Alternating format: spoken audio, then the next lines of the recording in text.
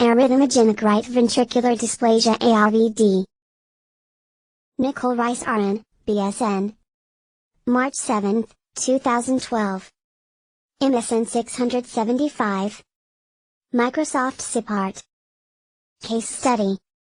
Lorenzo Gutierrez, 39, was driving when he experienced sudden onset of chest pains, dizziness, diaphoresis. He happened to be driving by a local emergency department. As he entered, he collapsed. He was revived after CPR and defibrillation, restoring his ventricular tachycardia, VD, to normal sinus rhythm, NSR. He reported having feelings like this before, and 2 of his family members had died of sudden cardiac death. His past medical history was significant for mild hypertension. ARVD/C is a leading cause of sudden death among young athletes, although people within a broad range of ages and activity levels have this condition.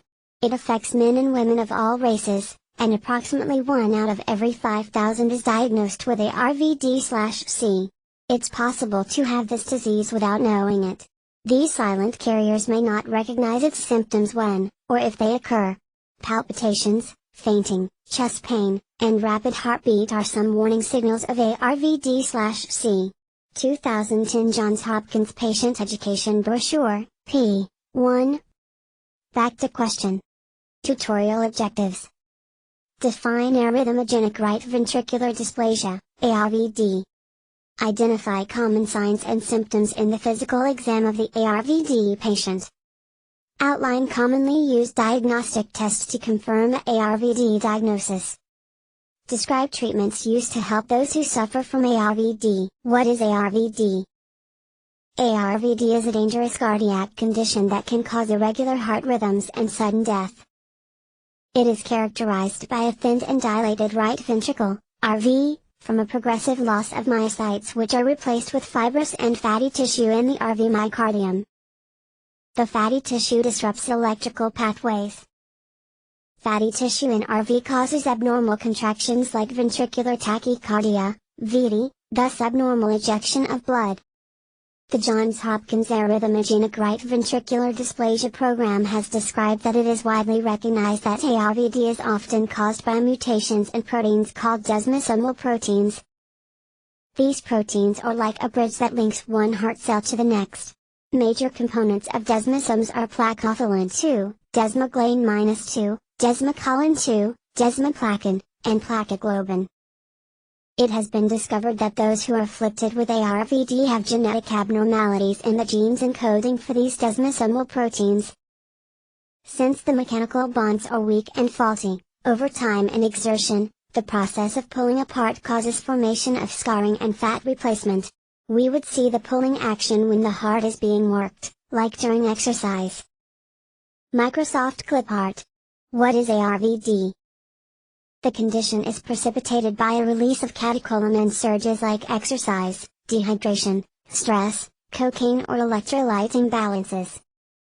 Clinical manifestations include palpitations, syncope, cardiac arrest, mental confusion, anxiety. In progressive phases with left ventricular involvement, dyspnea on exertion and orthopnea are present. Microsoft Clipart. For ARVD stages. Concealed phase, PT usually asymptomatic, may have minor VD, RV is only seen with subtle changes. These clients are at high risk of sudden death. Overt phase, noted structural and functional changes in the RV. Symptoms seen are ventricular dysrhythmias, pre-syncope, syncope, and palpitations. Weakening of RV, the RV has dilated and weakened. Client exhibits symptoms like RV failure including edema of lower extremities, abdominal distension, dyspepsia, and anorexia. Weakening of the LV dilates and weakens. Now see symptoms of heart failure which include dyspnea on exertion, orthopnea, and breathlessness. Source, Andrews, T, Cook, S, Baumeister, M, Hickey, K, 2010. Sudden killer, arrhythmogenic right ventricular cardiomyopathy. Nursing, 47, p. 7-11. Question about topic. After reviewing the case study, what are the early signs and symptoms of ARVD? Click here to see case study. Note, there is more than one right answer. Palpitations, chest pain, irregular heart rhythm. Yes, that's it. Mental confusion, anxiety. You bet. Lower extremity edema, large abdominal girth. Sorry, those are later signs. Testing your knowledge so far. Knowing what you have already seen, what are the characteristics of ARVD? Note, there is more than one right answer. Happens to young athletes. Yes, you are correct. Clients can present at different stages of ARVD. Yes, 4 stages of ARVD. Fatty fibrous tissue in RV? Yes, that is right, ECG abnormalities. 90% of patients have some abnormality, typically T-wave inversions. Also noted is a right bundle branch block. In addition, an epsilon wave secondary to slowing of interventricular conduction. This wave is seen at the terminal notch in the QRS complex, and most often seen on signal-averaged ECG, Andrews, Cook, Baumeister, Hickey, 2010, p. 4. The epsilon wave is also described as distinct waves of small amplitude present in the SD segment in right precordial leads, Yara, Kasky, Modi, Reddy, 2008, p. 4. Also noted are a wide QRS greater than 110 milliseconds and a prolonged S wave in leads V1 to V3 due to delayed RV repolarization. Illustration of epsilon wave. Powered by Blogger. 2 of 3. Illustration of epsilon wave. Red triangles mark epsilon wave, also note inverted T wave. Wikipedia image used under Creative Commons license. Cross-section of heart showing pronounced adipose infiltration of right ventricular free wall and nearly normal left ventricle and ventricular septum. Image used with permission from Johns Hopkins ARVD Dysplasia Program. http://www.ncbi.nlm.nih.gov/sites/ppmc/articles/pmc4836555. Fatty infiltrate, diagnostic testing. ECG, Holter monitoring, echocardiograph, cardiac MRI, and RV angiography, cardiac biopsy. Additional test that is helpful is ECG with exercise stress testing. This helps to see with stress on the heart the frequency and duration of ectopic beats or ventricular dysrhythmias. Microsoft ClipArt. Diagnostic findings. Echocardiographic abnormalities, RV dilation, hypokinesis, and very thin RV free wall. Tricuspid regurgitation may also be noted. MRI, RV free wall changes. Fatty infiltration, thinning, and akinesis of RV free wall are commonly noted.